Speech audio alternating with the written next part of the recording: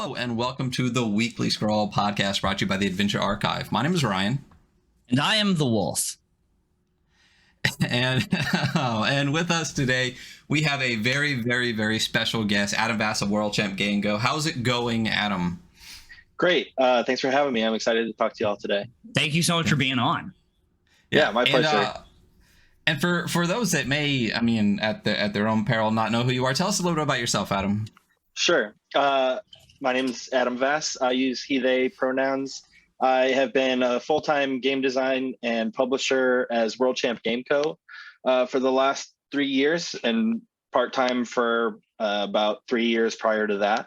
I've published games like Necronautilus and the Emmy-nominated Babes in the Wood.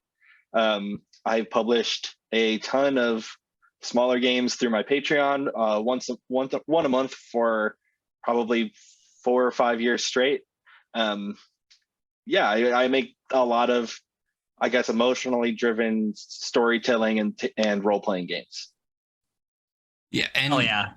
And that's what got me. I've said it before, and I've really sat down and thought about tabletop role-playing games, and especially randomly, one D&D made me think of you. Because I was like, this sucks. And then I thought about tabletop games, and I'm gonna say I think the Wish You Were Here, the Kickstarter, like the double pack thing. I really think that's the thing that made me go, like, fuck this D&D stuff. Like, I really want to dig into these other kind of games. So I really think that you were the impetus for like my desire to like go into like this other huge like indie scene of games and eventually like be on the podcast with you on it. So that was the beginning of the journey. So yeah. If you've ever listened to our show, anyone who's listening or watching right now, you might have heard of World Champ Games. I don't know if we've ever had a single show where we didn't mention World Champ. Right.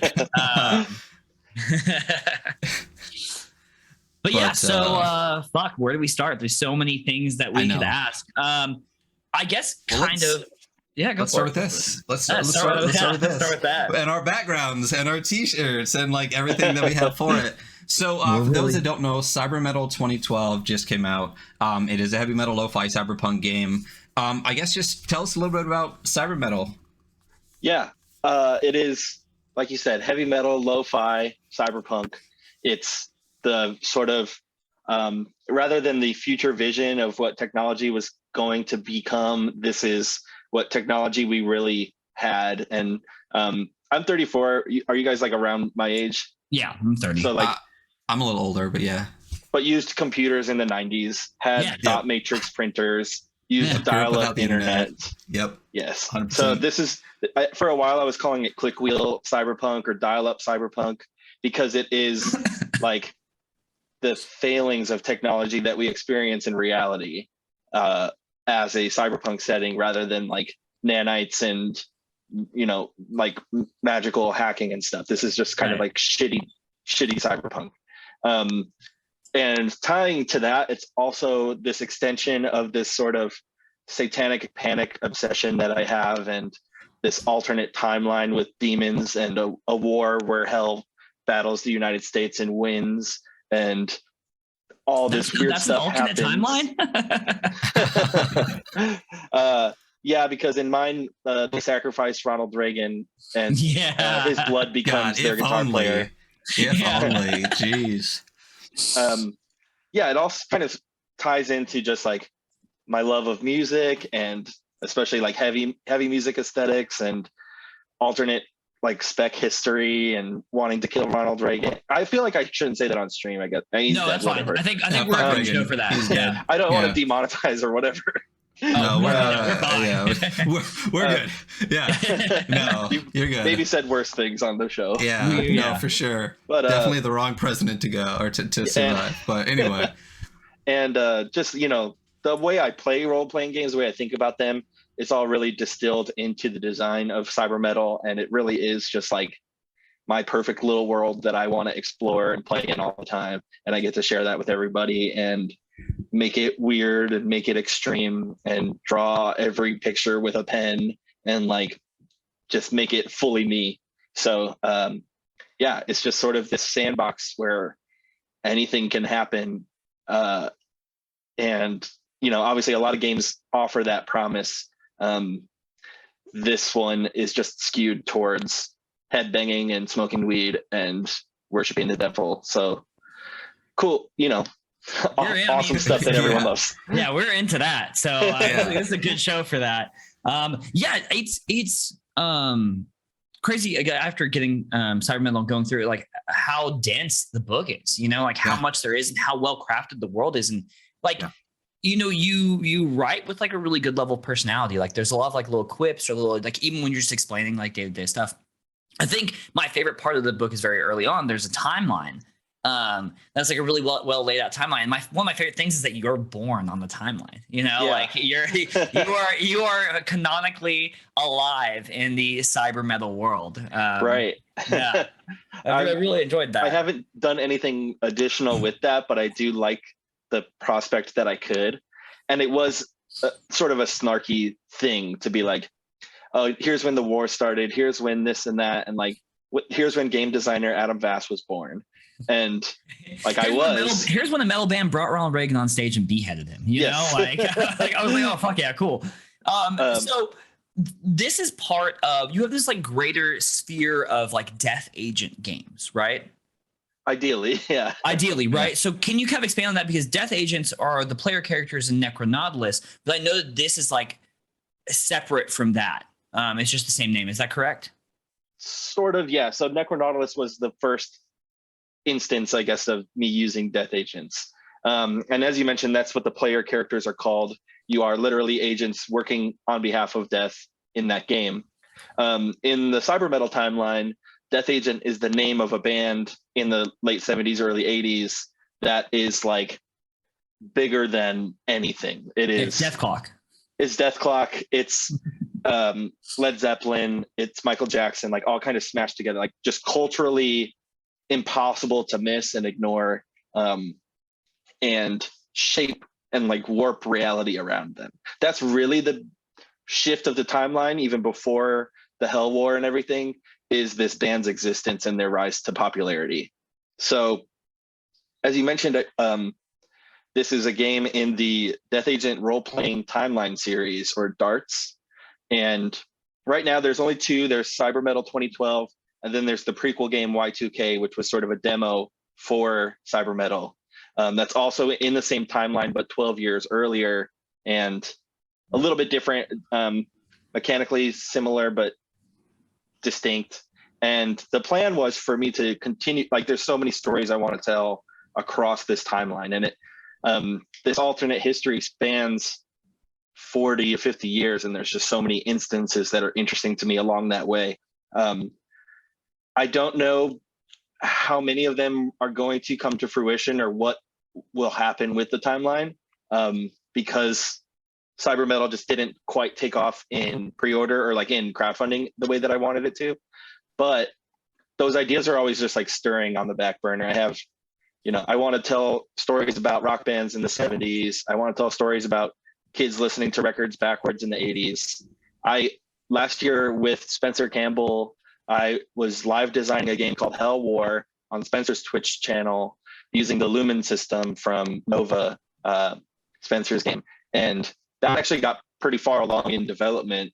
And if anything, that one would be the next darts game to come out. But yeah, there's just like a lot of, if I said this happened in 1980 and now we're in 2012 playing our CyberMetal game, like there's a lot of questions that are left unanswered and unaddressed. And that's deliberate because I want to leave space for players to answer them.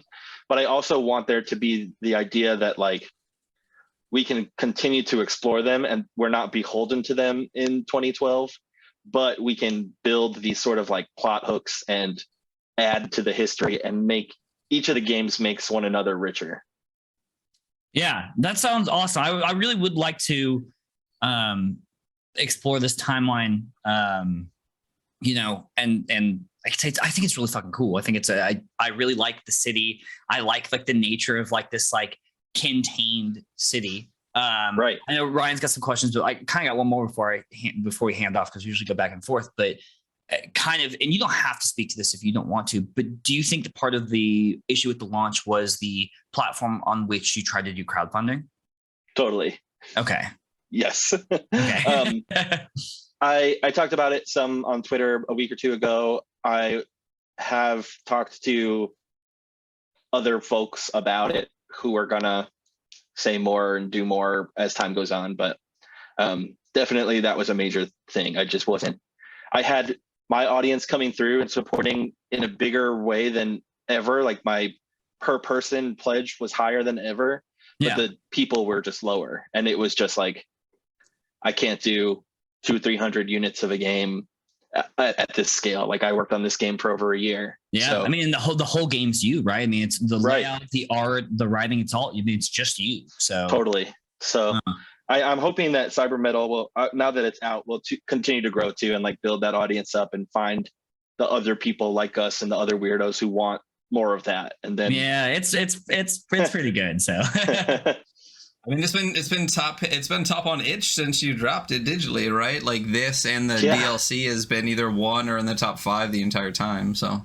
yeah, I'm afraid to look because one day I'll look and it won't be. But last I saw it was number 1 for like a whole week, which is really cool, like, and shocking, but awesome. Not that shocking. I mean, shocking to me. Yeah, you know, I'm unsurprised. I'm not gonna say what. So you said, is this peak Adam Vass then? Is this I think so. What you wanted, like your brain in a book right here? Yeah, the art for sure. The sort of just like visual language of it all, the layout, the styling. It is that all the way through. It just felt like very natural to create, felt natural to write. I think some of my best writing I've ever done is in there.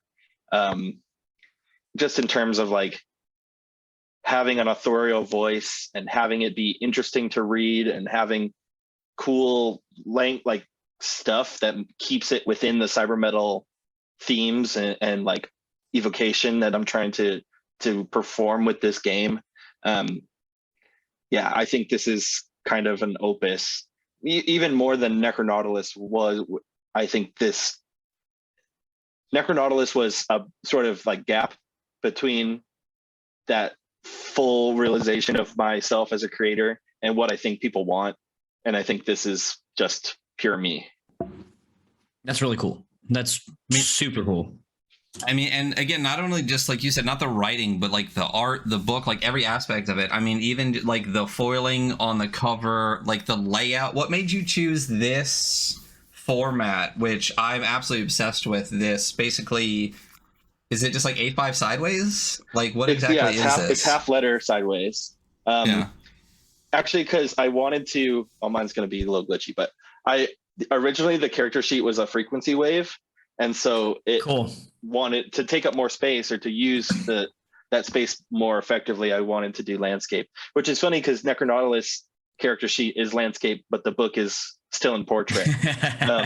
So this was also me being like, I don't think it's an inconvenience. I do think it stands out because like there is sort of this like unofficial standard template. Yeah, the standard of half letter A5 hardcover.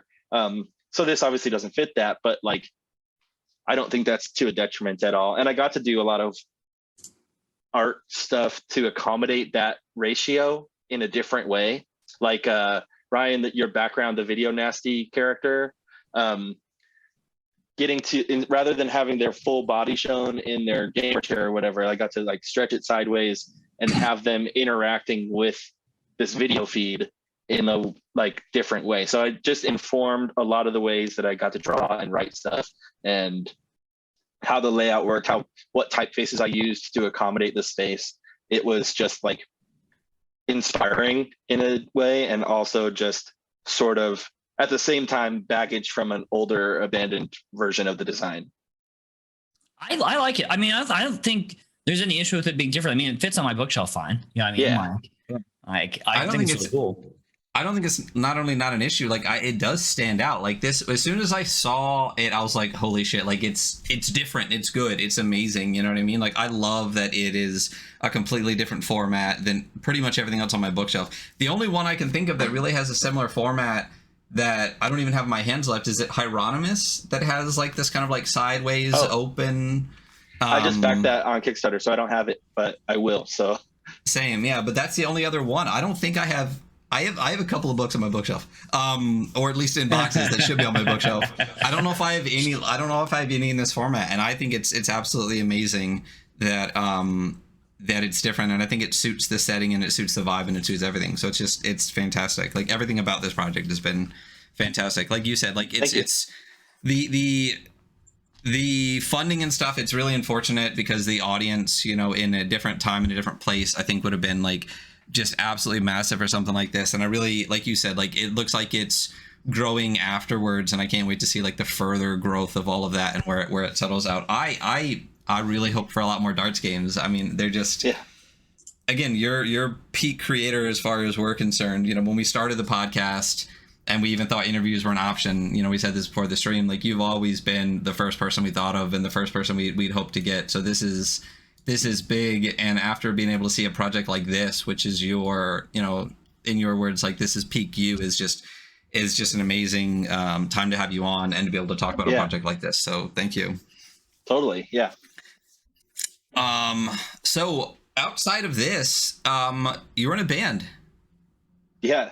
My other life, I guess before games, I'm in a band called Law Dispute, which I've been in since 2007. And yeah, that's been my life before games and in parallel with games. So I mentioned in the intro that I went full-time in 2019 is because that was the last time we toured, and then COVID happened. So touring was off the table, and games filled that void for me, and both in creative satisfaction and making product and having a job. So I play bass. I'm the art director or designer, I guess, of the sort of visual aspect of that. Again, it's sort of getting to use all these different tools that I've honed for so long in the similar way that games production is. And because I'm gonna be honest, I didn't know. I don't even think, Hunter, you didn't know for a long time that that Adam was the bassist for Law Dispute, right? No, I was just listening to Law Dispute, you know. And I was like, wait, Adam Vass. And I was like, we might have been on chat, you and I Googled it. I was like, hey, that's the fucking bass player for fucking Law Dispute, you know. So I mean, I have almost every game you've ever made, I feel like. And going through all of them, I'm like, man, this guy is really into music. Like a lot of this game. There's Death Cab, there's Amenzingers, there's Metallica, there's like all of these games. And then like this like crashing down happened at the same time where we're like, oh, Law Dispute, oh, music, oh, this is why there's so many music themed games in the book or in the catalog. So yeah, a lot of them early. A lot of the stuff in Wish You Were Here, some of it's more obvious, like Rust, which is a game that you played while you listened to the album Rust by Monolord. Cool. That is like obviously very on the nose in terms of like that's a music inspired game. But even I'm struggling to think of the name of it. But the first game in Wish You Were Here, the sort of like you're the sort of watchers outside of time trying to correct the timeline or whatever. That was a postcard game that was inspired by listening to Pallbearer and like other kind of like epic stony metal kind of stuff. So whether it's obvious or explicit or not, most of my games and inspiration comes from that world for sure. You have such a distinct flavor of games that when you're like, yeah, they're watchers outside of time trying to fix time. Right. Like, that sounds like a fucking Adam Vass game I've ever heard. So what, you know, we're all just kind of rambling in this interview, which is gonna be one of those. But like, what was kind of your entry point into tabletop games, and what was, you know, from there, what was your inspiration? Like, oh, I can do my own fucking thing. Yeah, I played like modern strategy stuff. I was playing Catan a bit when I was living in Boston in the mid 20-teens.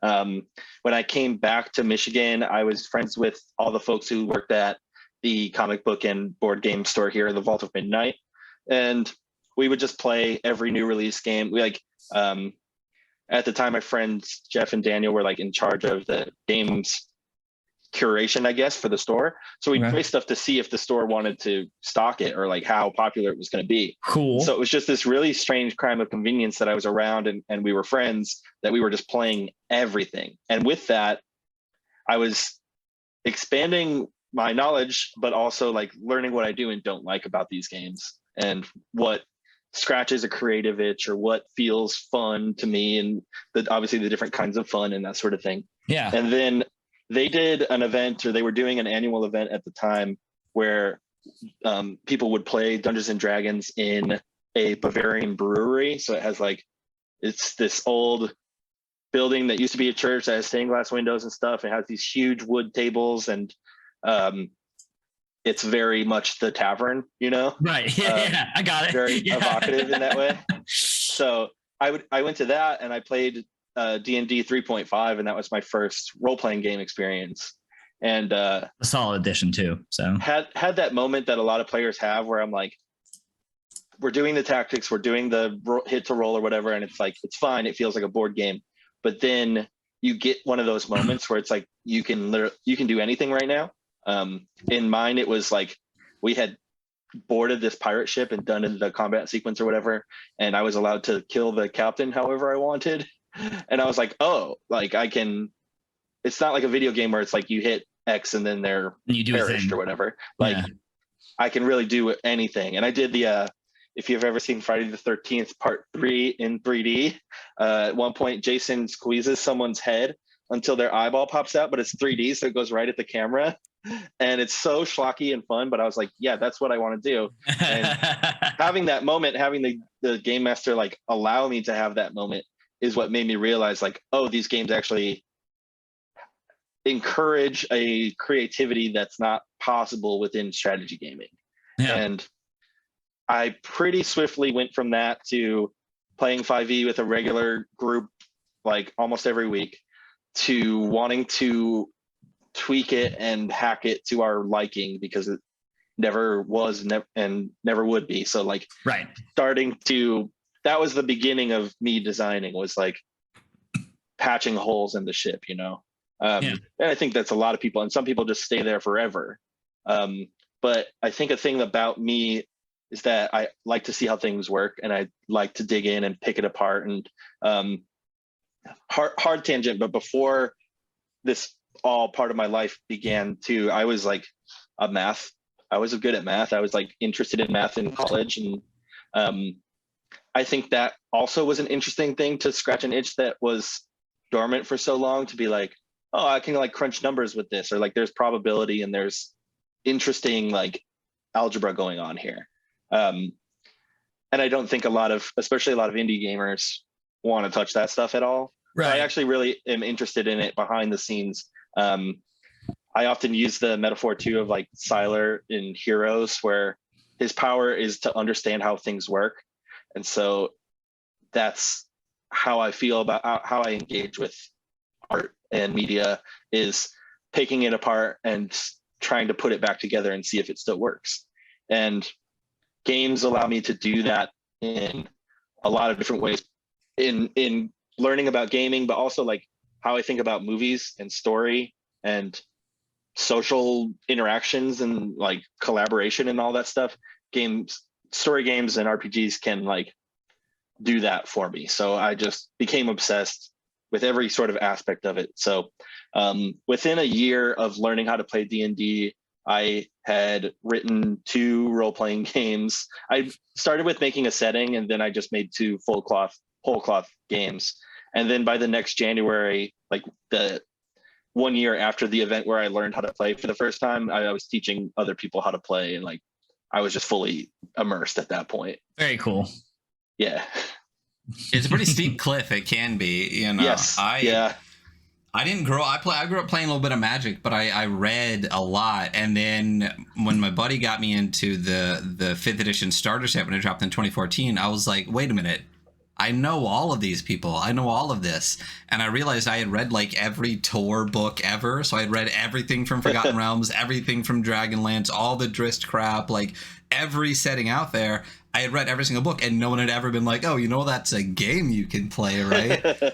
So I fell off the cliff into gaming, and now it's just been the obsession ever since. So your style of gaming is different, though. Like, it's very not D&D. Like you said, you're patching the ship. But even beyond that, even within the indie scene, you have this very kind of like, even beyond emergent narrative, this kind of like emotional kind of basis for a lot of your games, or like concentration for it. What kind of pushed into that for you to kind of get to those kind of feelings games, as opposed to if you're kind of a math guy, like a more crunchy stuff? That's an interesting question, because I'm not necessarily sure I know the answer, but I think I can think back to like, so the first indie game I would have played after learning D&D was Dungeon World. And I think that's also a bridge for a lot of people to be like, this game, Dungeons and Dragons, sort of falls short on its promise. Try this game that has a lot of the same trappings and familiar tropes and stuff, but is more fluid and more kind of reacts to you instead of you reacting to it. And that really helps, especially like making a character and saying like, oh, I'm this person from this place, and having the game master go like, oh, like, what is the culture like in that town? And I'm like, shit. Firstly, I don't know, because I thought you would know. But then like being on that spot and having that yes and kind of improv attitude is the creative flow. Like, that's what, once you get into it, once you're comfortable in that space, especially with your friends, like that's where fun happens for me. And yeah, absolutely. So I went from D&D to Dungeon World and then to Fiasco. And so like Fiasco, obviously hard story, no real math involved, or like you're just taking these prompts and story seeds and stuff and like stitching them together with your creativity. And it continues to be like a formative game for me. I remember every game of Fiasco I've ever played, every story told in that system. And that to me was the peak of wanting to make games that make memorable experiences in that way. You know, I want someone to play CyberMetal and then text their friend and be like, you'll never believe who we met in Pentagram City. Like, we did all this crazy shit tonight. Because that's that moment, that like impetus to share your creation. One, it mirrors my process, right? Like, I'm making the world, I want you to play with it. I built an action figure, I want you to tear it out of the box and cut its arm off and do weird shit to it. But then when you share that like that cycle continues, that is like the most rewarding aspect of the experience for me. So making games that have themes imbued in them, whether it's be themes that I think are conceptually interesting or reflective of my own emotional state at the time, like a lot of stuff that came out in the last 2 years, was really important to me, in the same way that songwriting is, you know, like I'm creating sort of a time capsule for myself, but at the same time, I'm having a conversation with my audience, and I'm creating art that's going to be interpreted beyond my control of it. And that's awesome. That's the bread and butter of being creative and making creative work. So it's never been like, it was never really forced to me in terms of like, I want to make a game that makes me feel X, but I do think that is a focus I've had with pretty much every game that I've made, is starting with what experience do I want the players to have, and how do I foster that? And is it completely in fiction, or do I want someone to like walk away and like think about shit, or do I want them to like, you know, connect with someone on like a vulnerable level, or do I want someone to just say the coolest shit they can come up with and like make crazy weirdo heavy metal gonzo stuff? Like Ether Operations was a game that I made that I just wanted to be like, how weird can you go? Like, I'm giving you some tools to get weird, but like you're gonna have to like push them. And I've just always really loved sort of curating experience in that way. You have like you seem to have this very conscious and like, you know, I Brian, I've read about a bunch of your games. So as you're talking about this process you have, I can see this process reflected in the game you've created. You have this very conscious flow of like thinking about creating games. I really appreciate it. And it definitely shows, because CyberMetal is nothing like, I don't know, pick another game, man. They just distinctly stand. Yeah, they distinctly stand away from each other. They all feel like you, but like, yeah, I can definitely see how you craft an experience in one direction or another. I wonder what Ryan was going to say, actually. Well, one of the things, just to tag on what you're talking about, I was actually talking to Spencer Campbell, like, I think 2 days ago. One of the things we talked about a little bit was the difference between designers who design a game for an experience for the players and designers who design to just get their stuff out as like kind of like wish fulfillment, you know what I mean? And the ones that really think about the experience and then have kind of the wherewithal to also give the mechanical base for it that reinforces those experiences in the players, those are the games that I really tend to latch onto and go for. And you know, we have a creator friend who really pushes that, an amazing game designer. And I really think that that's one of the reasons that you're like one of my favorite creators too, is that when you play a game, even something, the last one I think we talked about on stream of yours was Lucid. Right. Even using the push SRD, when you say this is the experience I want you to have, it's not just like, so let's throw some 5e mechanics on top of that and just try, right? It's all really specifically designed throughout the mechanics, throughout the art, throughout everything, to really reinforce consistently over and over again that experience that you're trying to have the players have. And that's huge in games, you know? So it's noticed and appreciated, you know?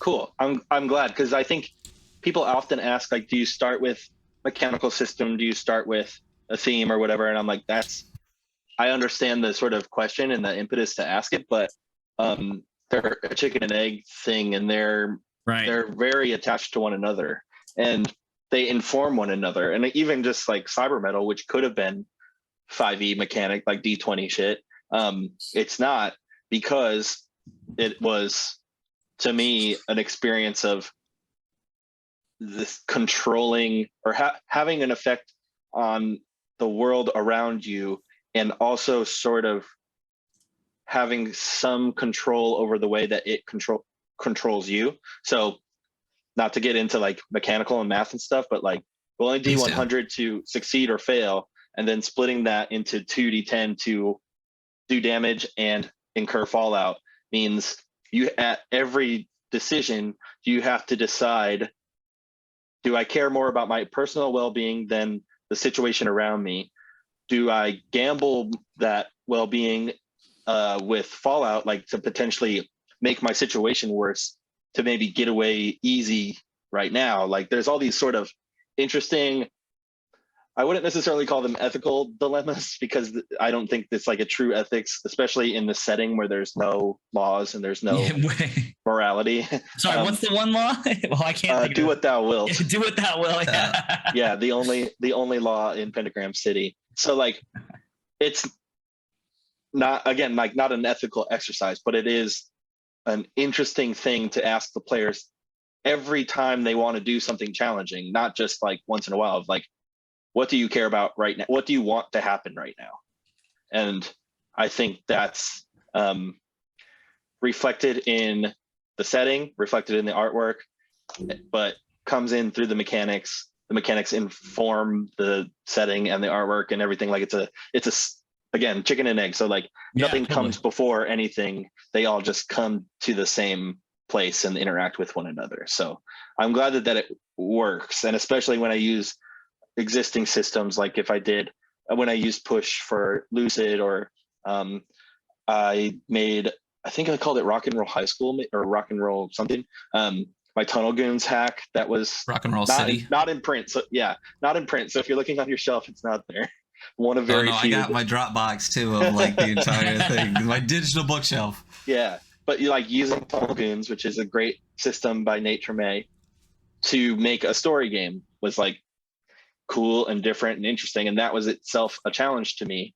But using it in an interesting way to like numbers as indicators of other things besides like health and damage, which is most typically what it is in like absolutely traditional gaming. Yeah. But you, I like the mathy part, and I really think that your ability to further enhance the experience of the game through the mechanics is really helped by you being like a mathy guy. Like, I'm not good at math, but as soon as I started getting into like potentially like game design and stuff like that, I was like, the math is cool though, because like 2d6, the thing that you wrote, I reference absolutely constantly, because 2d6 is my favorite dice for role-playing games, because there's a million mechanics. If you look at things like Tunnel Goons, Maze Rats, Necro Nautilus, like Dungeon World, all these different games, every single one of them uses 2 dice rolls and does everything completely differently. And I've referenced the 2d6 document and all the math associated with it probably more than any other game design thing I've ever referenced before. Like the ideas within it and talking about the math, I was like, it makes sense in my brain. So I love, getting into the mathy bits of it and stuff like that. And it's really awesome that you, like I said, being a math guy, it's really helped encourage the experience even more so with the mechanics.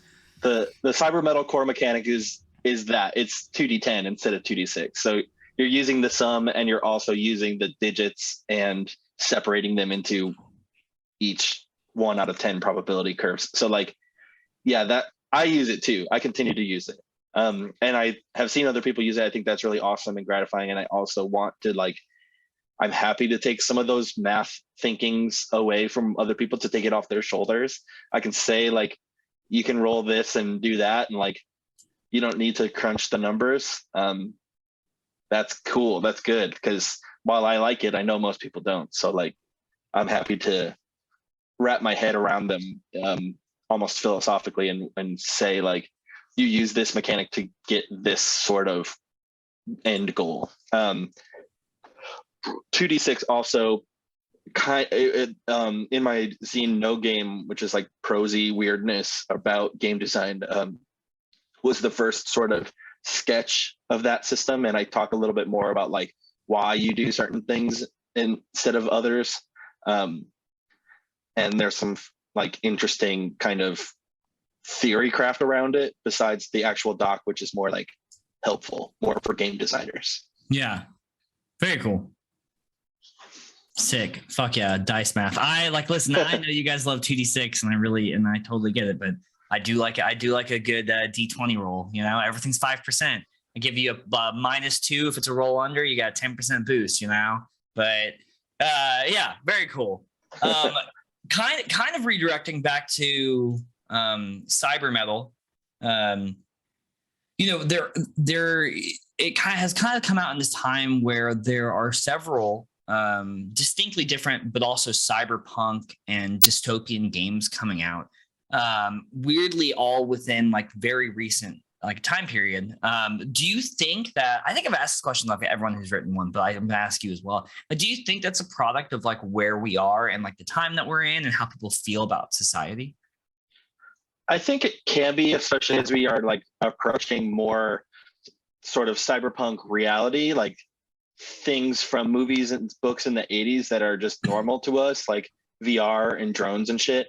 Like that is certainly imbued in culture now in a way that's not fiction, not science fiction. And I think that's forcing people to acknowledge them and recognize them. I also know, it's interesting because I wouldn't necessarily refer to CyberMetal as dystopian, but I recognize that it is the fallout of traumatic experience. Right. Like a lot of trauma in a sequence. And that was certainly also just like being millennial and like having 9/11 and then having, the wars in the Middle East that are continuing still, and like every bad thing that keeps happening till the next bad thing happens, definitely informed this spec history writing that I was doing of the timeline and saying like, sure, this event happens in 1986, but like bad things happen all the time. And obviously I think every generation has those. Yeah. And ours just kind of started around the same time. I was in middle school when 9/11 happened, so like that was kind of my sort of awakening into reality in a way. Like not watching cartoons and watching the news. And then that doesn't stop. Like that just continues to weigh on you and beat you down. And on the back of CyberMetal, I say, hack your body, spill your blood, and annihilate your enemies in an attempt to survive in a world that stopped caring about you long ago. And that line, like, attempting to survive in a world that stopped caring long ago, is how it feels to just be alive. And like, especially like writing this during the COVID pandemic is like, yeah, I'm just trying to do shit, like, and in CyberMetal too, like you can take down the people who are abusing their power, or you can just work really hard and like throw a show in the sewer. And like neither one there's no morality to either choice, because it is just about your character surviving. Yeah. And that's what we are experiencing as people in this culture all the time. It's like, I make games. This was a major reflection of this. It's like, I make games in a society where that doesn't fucking matter. But it does, because people need entertainment. They need escape after a certain thing. And like, there's also a power fantasy aspect to it, to be like, yeah, the world doesn't care about us, but in this game, we can plug our heads into the internet and like make it care about us. And like, I think there's something interesting and powerful and enabling to that experience. So like, I think it's sort of coincidence that there are so many happening at the same time, but I think the coincidence also comes from so many of us having this shared traumatic experience that is just like life in planet Earth. Plugged in life on planet Earth. And trying to make sense of it, and trying to both picture something better and almost like call the shot of it getting worse. And then coming back to just like the character experience that is just like living in it, whether you're trying to become the kings or trying to just live life. Like that is a real experience. And I didn't want it to feel like how I'm describing it, like shitty. Yeah. Like, so, that's why there's no laws. That's why there's no cops. Like it's still a bad place, but it's like, it's weirdly, Pentagram City is like weirdly like an idealized bad place, right? Like energy is free.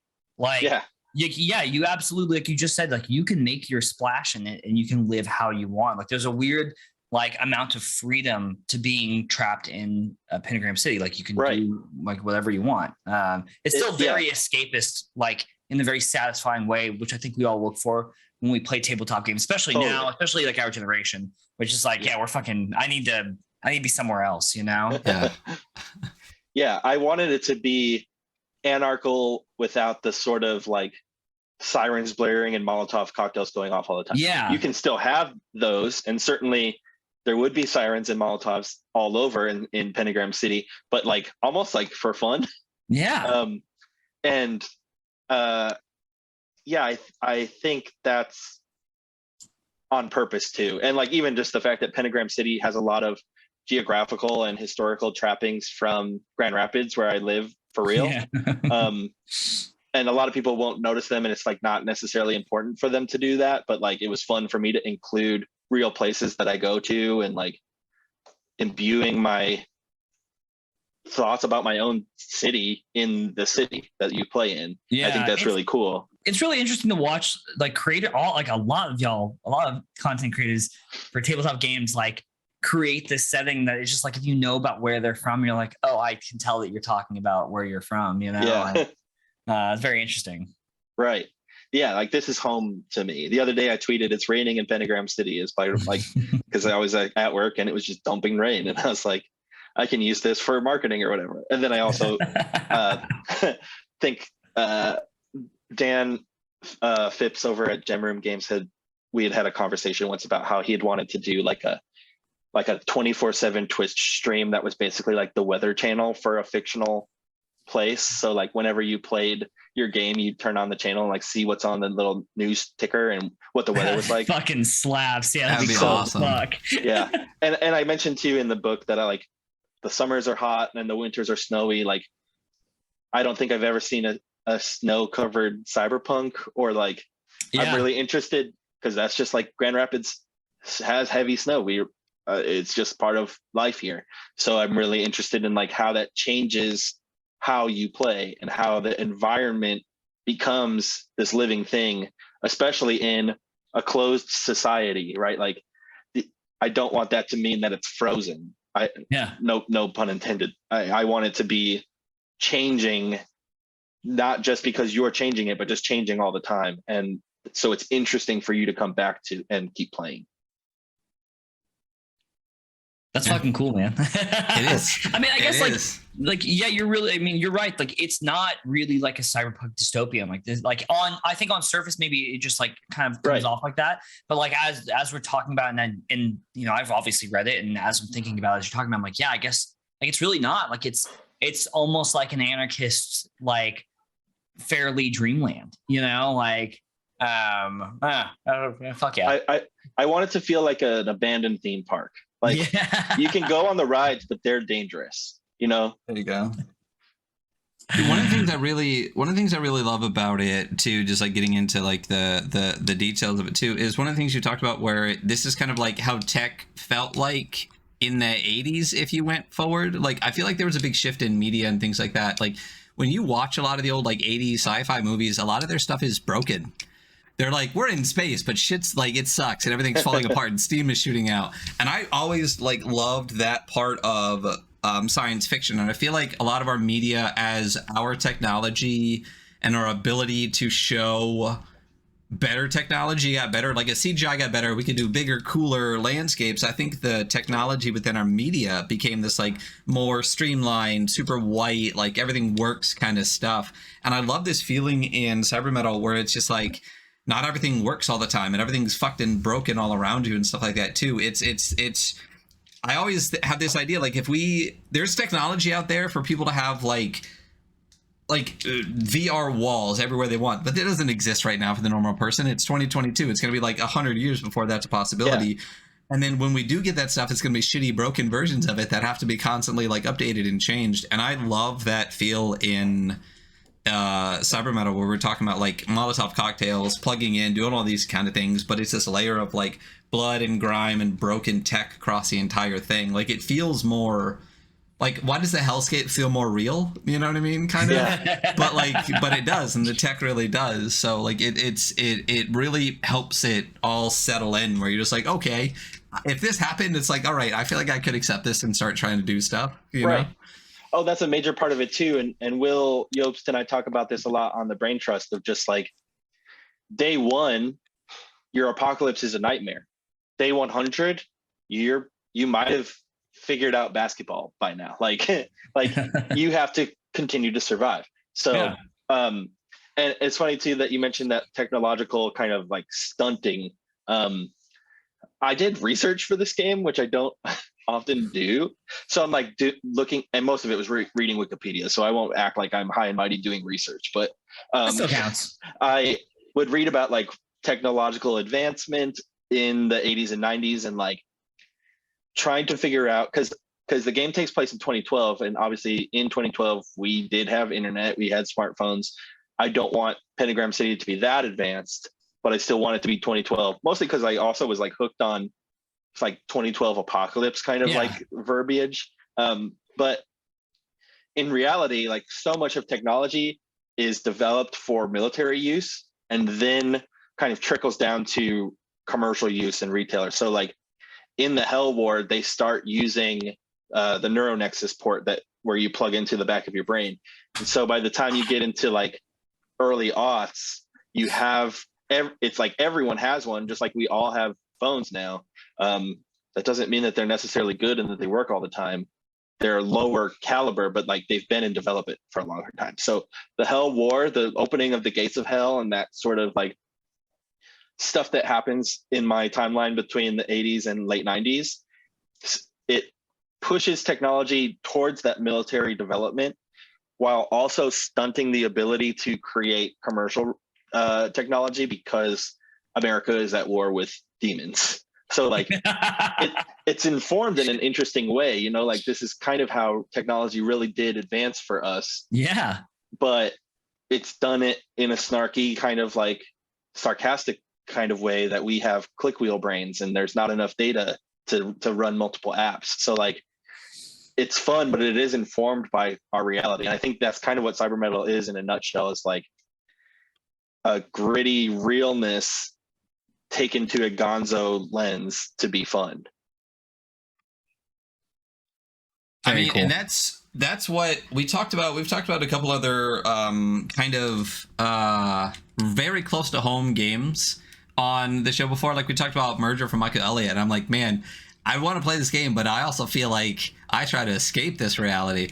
I feel like CyberMetal does take it far enough away from reality, right, because of, I don't know, the demons and stuff. Yeah. That you can play it and not honestly like afterwards just be like, man, I didn't escape. I'm kind of depressed now. I get to go to work tomorrow and really do feel like I'm working for like an eldritch god. So it really was there an intent behind that to keep it kind of like set in reality but give it enough of an escape, and was like the 80s tech and the 2012 and all, was that night like part of that, like as an overall? Or yeah, that was definitely a conscious design choice, because I also like I didn't want it to, I guess I don't want playing it to evoke your reality. I do want it to be informed by your reality, and I think that's two different things. So like I want you to bring some of that baggage into the setting to inform why characters do things and how things work, because it's a city, because it's modern, and we obviously live in a modern city. So like you're filling in the gaps that I didn't write by just existing and understanding how things are. But I didn't want it to be a bummer. I didn't want there to be cops. I didn't want you to have jobs. I didn't want there to be money. That was like a really interesting, strange consideration, because like every game has currency. You do jobs to make money to buy gear. And I'm like, fuck, I don't want to do that. Like that is work. That's the gig economy. And I think that's a great thing for Cyberpunk to address, the gigs. Like, I mean, isn't that what like Netrunner and like Cyberpunk runners are? Like they're like freelancers. Yeah. So I wanted to do away with a centralized economy. I wanted to do away with, you still have responsibility, because I think that's just like part of being human and what we sort of owe to other humans. But it's not necessarily for monetary gain. It's to support that sort of anarchical idealism. That is, everyone has all the electricity you need. Everyone has all the food you need. If you want more than that, that's on you. And you can get it and you can make it, or you can do bad things to get it or whatever. Like, so it is intended to be escapist. It's intended to be as much of a power fantasy or a hangout fantasy as you want it to be. And I think it's really strong in that way. Even we did an episode of the Brain Trust podcast last week where Will and I made characters and made a gang.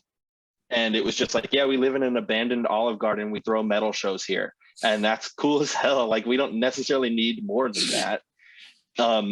Yeah. That would, but we can have more than that if we want. Like, if we wanted to sort of rise power ranks or create this sort of pseudo feudalism within the society, like we're able to, and the rules support that, and the setting supports that. So yeah, it was conscious that I wanted a game to be fun, number one, while still acknowledging in my setting design and my mechanical design what aspects of reality need to be there just to keep things moving, and what can I remove to sort of hopefully prevent people from getting that reality wall and like coming to and realizing like, oh shit, we just have work now. Like, I don't want that moment to happen. Yeah, it's nice not to have to work within the game. And I love games where like where you're not the hero. You know what I mean? Like, at no point reading this, I was like, I can save Pentagram City. You know what I mean? Like, it's fucked, you know? And fucked enough that it doesn't feel like reality. Yeah. Accepting that it is fucked is kind of a choice, right? In the same way that ours is. Like, I'm not going to run for city council. I could, and I might be able to make a difference. I might be able to make the world better, but I just am not equipped emotionally or mentally or whatever to do those things. And frankly, I'm just not going to do it. I can help in other ways, and I can do the things that I can do. And that's kind of what CyberMetal is about. It's just like, the end of the day, your goal is just to breathe and eat long enough that you can wake up tomorrow. And like, that was majorly a response to just our reality, but also like we were saying, it's still got to be fun. Like, you want to have a reason to wake up. You don't want to just continue. Like, you need a reason to continue. Yeah, I would love to fucking live inside of abandoned Olive Garden, just play shows there with my metal band. It sounds fucking sick. Yeah, it does. I mean, and that's what the escapism is. It's just like, that would be dope, but we can't do that in reality. You know what I mean? Like, I can't. Money is the thing here, which sucks. Right. Yeah. And not having it would be amazing. Like, if all you had to do was worry about your needs versus having to sell your time to pay for those needs, you know, it would. I mean, at the end of the day, there's a big part of me that's like, man, I'd rather live in Pentagram City than where I'm at right now. Yeah. You know? Yeah. I mean, kind of like, you know, kind of. Yeah. So, I mean, listen, demons aren't actually that bad, you know? There's that Christian media. In the book, too, that was it. Like, you think demons are bad because Christians run America. But, like, they're not different than, like, they can be bad, but so can humans. Like, so demons are just more people. They also, are impervious to flames or whatever, so. They just look cooler, you know. But you've been talking about the Brain Trust podcast a bunch. I'm still in the process of catching up because you guys have been doing that for quite a while. And it's you and Will Yost. Talk about that a little bit, and like kind of the impetus to like start that and keep that going and everything. It's funny because those are very different things, the impetus of starting and the impetus to continue. But we started in 2019.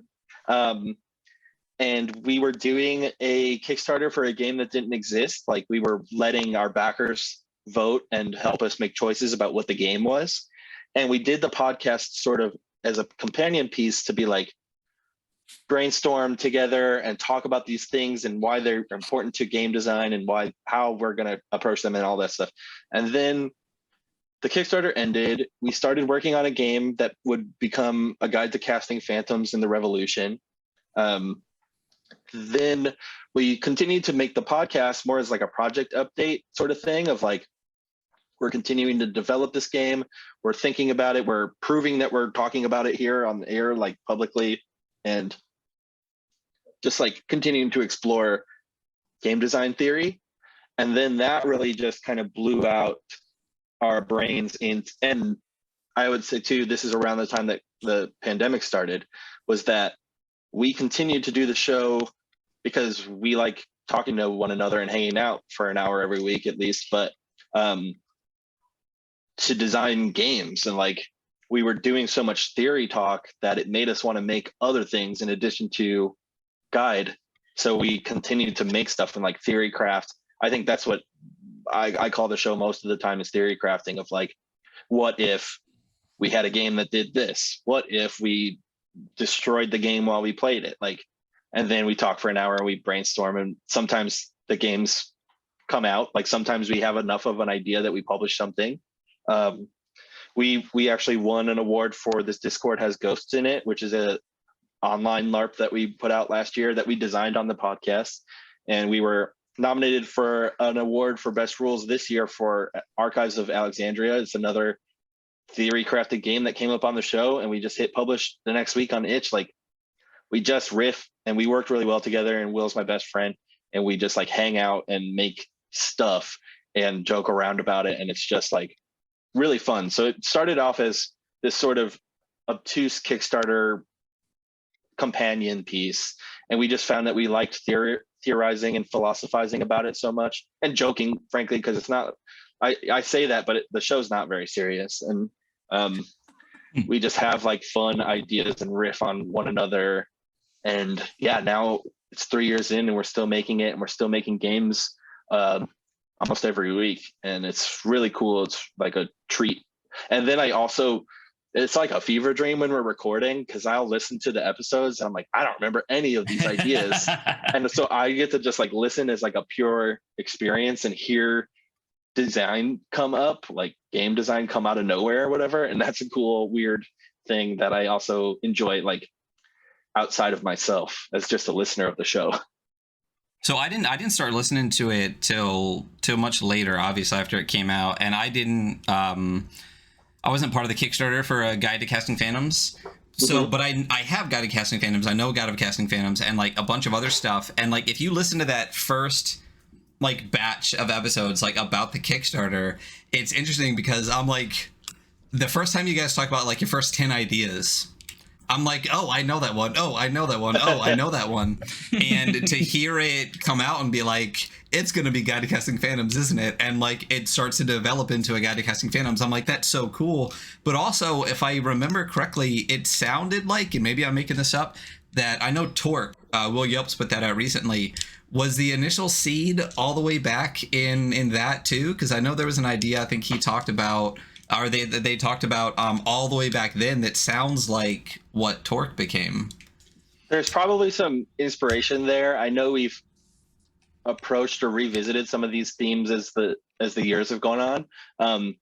I think Hell.0 World is probably the one that was in the initial Brain Trust like batch of games that Will came up with, that was like a apocalyptic road trip kind of thing, which has commonality with Torque for sure, but I think they're still I think that might still become a game on of its own.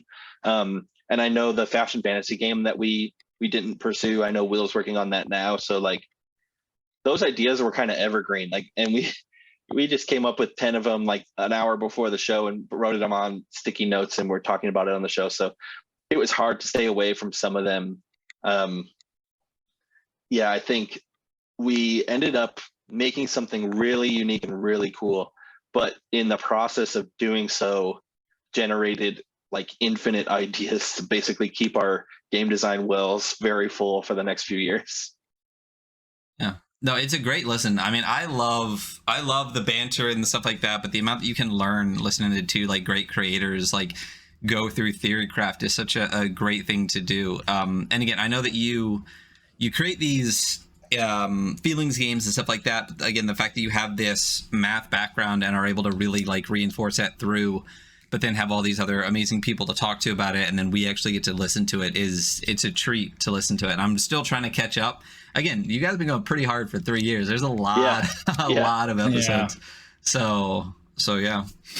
But yeah, we were weekly for a while, then we were sort of bi-weekly this year. I missed like half of summer this year, so that's going to be your catch up. But we mentioned earlier that I'm in a band, and that band is going back on tour. So Will and I are like recording a bunch right now and like having stuff in stock so that we can continue to have episodes while I'm away and continue to make stuff. And we're really resisting the urge to just like, we keep making games on the show. We're like, well, shit, this isn't going to come out till October. And like, we both have other stuff going on, so we shouldn't publish it, but like, can't help but think about some of these things, and it's tempting. So how long is the tour going to keep you away from your game design aspects? So, well, I'll be on tour for 6 weeks, and then there's a week or two of rehearsals before that. But realistically, I have always, or since I started doing games, I continue to work while I'm on the road. I like to get up and go to a coffee shop and like still kind of have some semblance of routine in between the shows and between other responsibilities. So I have stuff to work on. I'm actually going to be writing and doing the layout for Soul Burner while I'm on tour this time, because that's due to come out in November when I get home. I also just started tinkering with another CyberMetal expansion this week, and I think that's going to be at the front of my brain for a while. I've been thinking about it a lot and resisting working on it, but I think on tour I'll probably dig in. And there's actually also with Necronautilus, there's an expansion zine called Stellar Remnants, and there's a completely written second issue of Stellar Remnants that I just need to illustrate. So cool. I plan on doing that on tour if that's not going to burn me out. Like, I did just list 3 immense projects. Yeah. But in 6 weeks. So like, I imagine I'll probably do 1.5 of them, honestly, before November. And then that's still pretty good, you know? Yeah. I mean, you all know that I put things out at an impossible rate, you know, like every like 2 or 3 weeks, I have something I want to do. So you're incredibly prolific. Like, it is a little absurd how much stuff. I mean, because I think both of us back you on Patreon. So absolutely, like, yeah. You know, we're getting one thing a month, man. Like that. I mean, that alone, like outside of everything else you do, is already like, wow, one thing a fucking month, and you're doing everything. Like, that's fucking crazy, man. Yeah. Well, it's not even just a thing. It's like a good thing. It's like a good solid zine. It's not, And it's not just like a reskin on a reskin of this or whatever. Like, Forever Horse feels very different than, you know, any of the things we got for Lucid, the month or two before that too. Yeah. So I have a question. Is there any chance that you can give us a little hint or teaser on the CyberMetal expansion that you're working on? Sure. So it's called the Friendship Emulator, and it's going to be like GM replacement, so you can play GM-less or solo.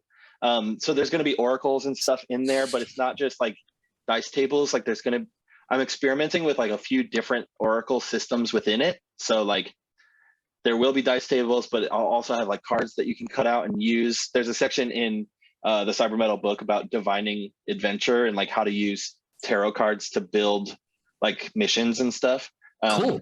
So I'm going to sort of extrapolate on that further, make cards that I can, you know, have printed and cut out, doing some like weirder stuff in there. And then within that too, I want to have like a new adventure to play. I think every time I do a CyberMetal release, my goal is to have an adventure module with every release, because I want people to continue to play it and be interested in it and flesh out more of the world and explore more of the world. So I don't want it all to just be theory. Like, you can play with no GM. Like, you can play with no GM, and also I don't care if you have one or not, because here's a, you know, 6-page little like tower crawl or whatever, like some additional playable content. The same way Stellar Remnants is like, for Necronautilus, there's player options, there's enemies, there's missions and planets. You can kind of pick and choose how you interact with it and what you want to integrate into your game. That's the goal with this. So I think Friendship Emulator is going to be the like colloquial name, but it'll also be DLC too, because I like the idea of like having these sort of periodical expansions to my bigger games. So yeah, I have notes. I've started thinking about it and trying not to think about it, but I know that I want to be able to play GM-less, or like have people be able to play solo or whatever. Make it just generally more accessible, make some of the information load more shareable, and also with this Oracle system and having like new Fallout tables or specific Fallout tables for specific instances or whatever, like making it be able to be more player driven or more GM driven with the core game, and like offer tools for the GM if that's the way that you prefer to play, but basically make it sort of this utilitarian game space. I think a lot of creators and a lot of stuff are going solo and GM-less for a lot of the games. I think Diego Noguera was talking about Primal Quest having a solo one, Spencer's dropping Rune, and then the Wretched system kind of blew up over the last couple of years. What is your kind of, I mean, you just touched on a little bit, the impetus to have kind of like a GM-less and solo experience? I know for me, it's just like sometimes I don't have 4 buddies that I want to really play this game with, or that I have to play this game. Is that kind of the impetus for it for you, or what drives that desire to kind of put that content out? I think so, because truthfully, I'm not a big solo gamer, but I am a big GM-less like story gamer. So that's my preferred way to play. I like that it absolves any one person from being responsible or like educated in any kind of way or prepared.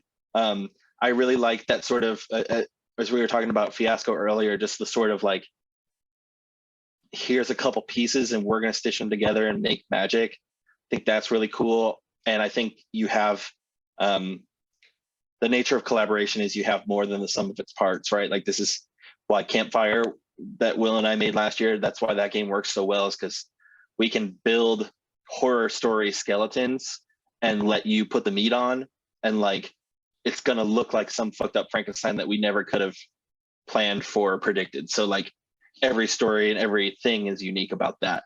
And so that's my real driving philosophy of wanting to have a GM-less system. I would still probably play with a group, but I don't want anyone to have to be GM. And I think when I play as GM, I'm missing some of that player-facing fun. I can have my own fun, but I think I want everyone to kind of have a more similar shared fun. So, and that's obviously the snarky name Friendship Emulator too, is like, if you don't have any friends, just pick up the zine and like Lucy will be there to guide you through this process. And I think that's fun, and just like, again, kind of imbues the theme into what it is that you're doing in this metatextual way and keeps you within the setting of Pentagram City. I think, go for it. Oh, no, I think you're muted. I said, go ahead. No, I lost it. I completely, that completely lost my train of thought. Yep, it's gone. I wonder which one of us on this podcast has ADHD. Is it both? Probably both. Yeah. Yeah, very cool. I had a thought as well, and I lost it when I found out I was muted. So, you know, we're fucking doing great. This is quality podcast content. Yeah. Yeah. So did you say with the expansion that you were going to put like essentially cards with it? So it'll be like Candy Teeth, where there are pages of the zine that you cut out and make cards out of. I really like this. It's a little board gamey, but I do really like when people come out with games that have cards. Like I think Cyberpunk had, or sorry, not Cyberpunk, CyberMetal had software cards, right? Which I didn't get actually. I'm actually buying them right now. Oh no! So as just like aside to you, you will have them. They're part of the totality pledge. They're just not. I haven't got them from the printer yet, so I wanted you to get. I wanted to get you your stuff before we talked about it on the show today. Oh, perfect. But, the cards are just delayed, so they'll ship separate. Oh, okay, good. I won't spend more. I won't give you more of my money. There you go. Which is a thing that I want to do. But I really like that. I think it makes it a lot easier for everyone. Yeah. Obviously, Ryan and I really enjoy sitting and like reading through these books. But like sometimes I have people who want to sit down and I know they have a really good time with the experience, but they maybe don't have enough time, or maybe don't have the attention span to sit through a book. So I think having like these like little cards, or like, yeah, I think Candy Teeth, and I feel like there was another one that I had of yours that you could.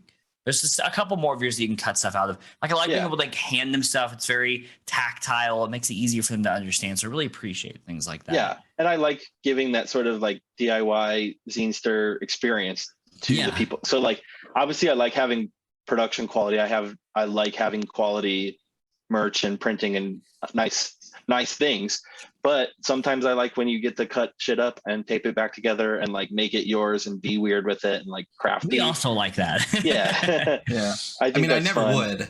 I'm never gonna cut the zine. I'll just print the PDF. Did you put your password in to CyberMetal yet? Are you gonna write in it? Do you think I'm gonna write in this book? No, I'm not gonna write it. Sorry, I'm absolutely not gonna write in this book. I'm absolutely not going to. I'm gonna put my blood sample on a tape. Nope, I'm actually not. I would buy a second one just to write one word into it. I'm not kidding at all. Well, one of the other things you do a bunch, you have a lot of games on scratch cards that I really, really love. And I buy like 10 of those at a time to be like, man, if I can play this twice with this pack. Right.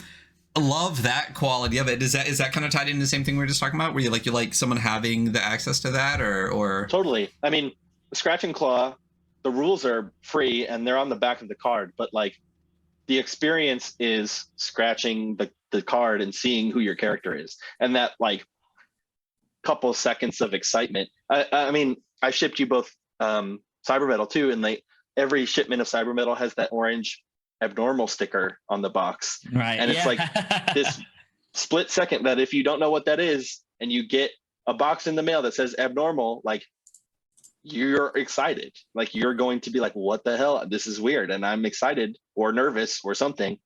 There is a major aspect to the stuff that I make that is thinking about what it's like to have it, not just to play it, not just to read it, but like receive it and like actually to receive it, to open possession. it, to interact with it in these other ways. So like scratchers are that.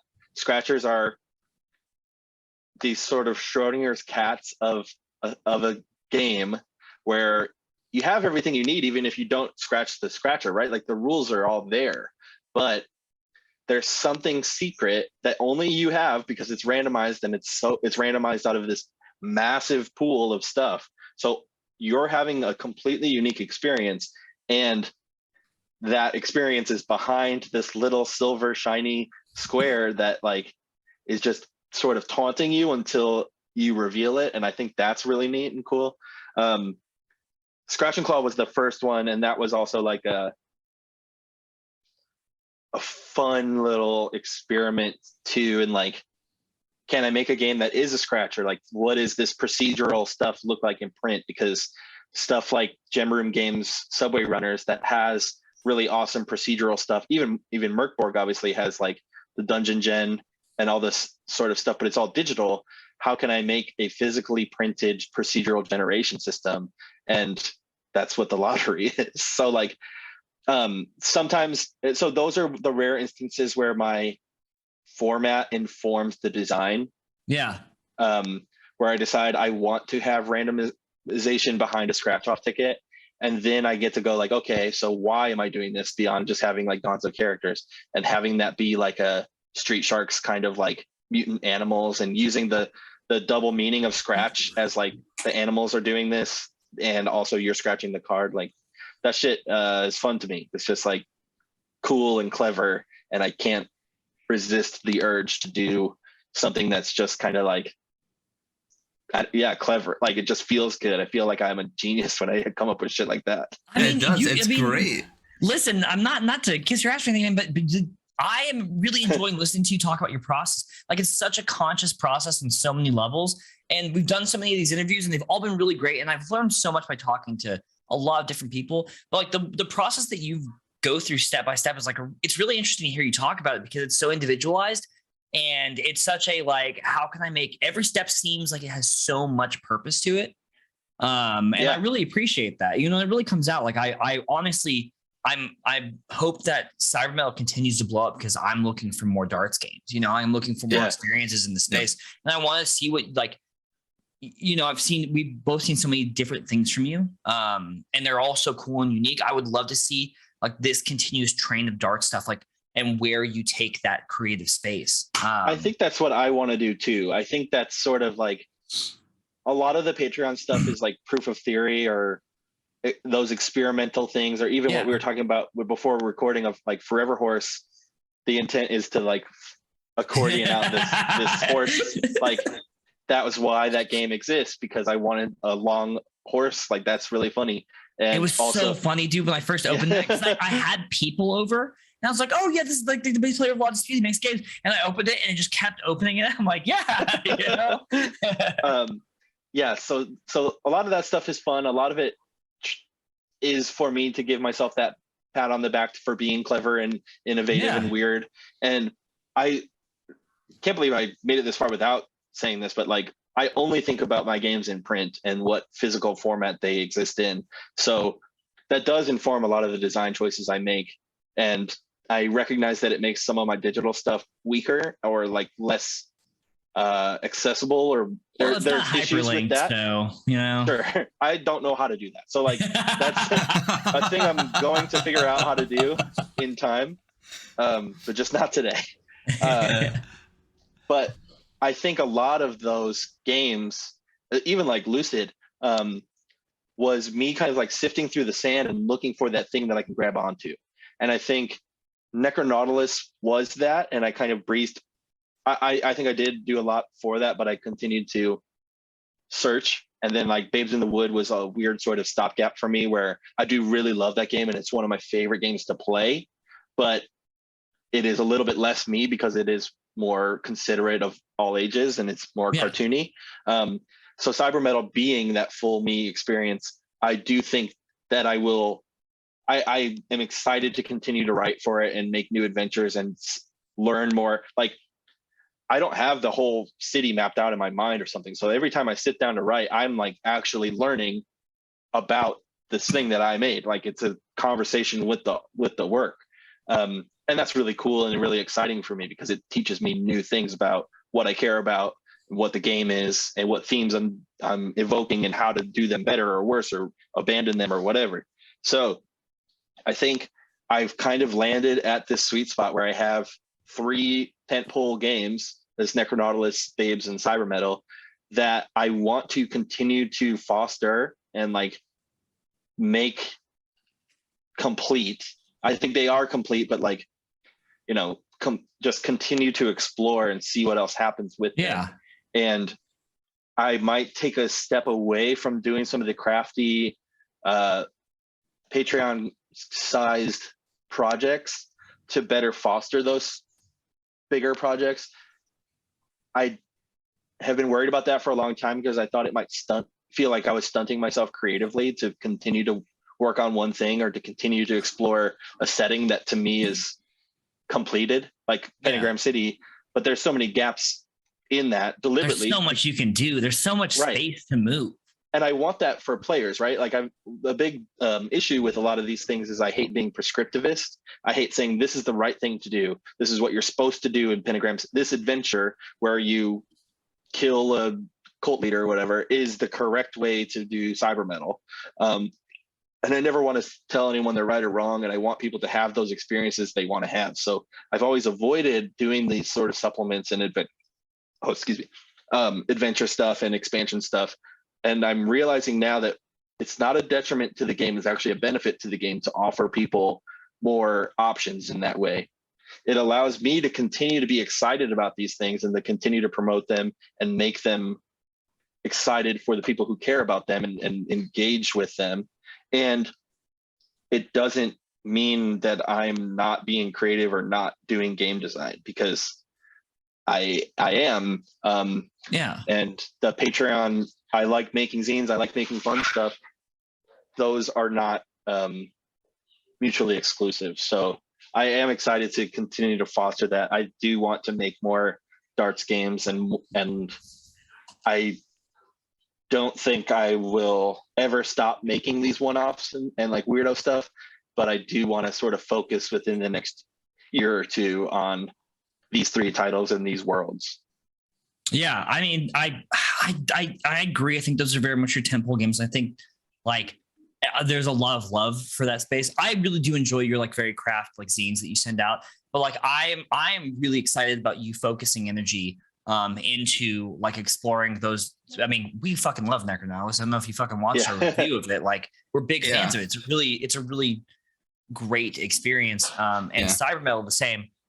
I'm really excited to see where you go kind of with this space. I think there's so much you can do. And I think that you obviously know this, but I mean, when you don't know how big a city is, you can write as much as you want. Yeah. Like this is a small area of the city, but everything else is still everything else, you know? Yeah, I have sort of like very broad stroke stuff that I want to develop and bring into the CyberMetal world, and like excited. I'll just write like video games in my notebook and be like, okay, I'll come back to that. Like, because these folks are definitely playing video games.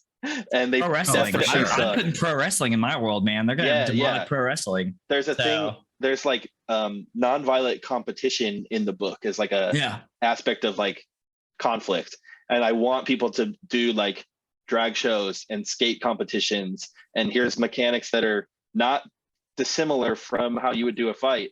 So they're gonna feel intuitive. They're gonna feel comfortable for you, and it's giving you that pass to make CyberMetal cooler and weirder and more simultaneously more and less like the life that you like want to have. And then with the software cards, they're in a hook box, the like little game crafter box that unfolds into a cross or whatever. The inside of that has an adventure that I wrote that's just on the inside of the box, and it's some of the best writing I've done for any game. So like I read that afterwards and I was like, fuck yeah, I nailed this. And that was really the one of the things that's driving me to make more CyberMetal, to make more Pentagram City, is like knowing that it's not complete, that I want to keep exploring that space and I can do more innovative, cool stuff there. And there's like unique mechanics for that adventure too. I don't know if either of you read it, because I gave like a plain text version to patrons, but just to kind of like actually say like I wrote something really cool and I don't get to share it for a little while, so like here's a sneak peek. But yeah, it just made me feel really invigorated and excited to continue to write more stuff in that way. And in a similar way, like Babes in the Wood hollows often have like different moves that only take place in that hollow. That is a continuation of the game design. So I'm not just doing setting design. I still get to do mechanical stuff. I still get to affect how you interact with the space and why you're changing the way it would interact from just like the core rules. And that's super, super exciting to me, because those are really satisfying to write and create and hopefully to play, because every experience is going to feel bespoke. Yeah. I mean, yeah, I can't tell you how much I think both of us are excited for everything. Yeah, and you don't have to convince us that just add them into the games we already love.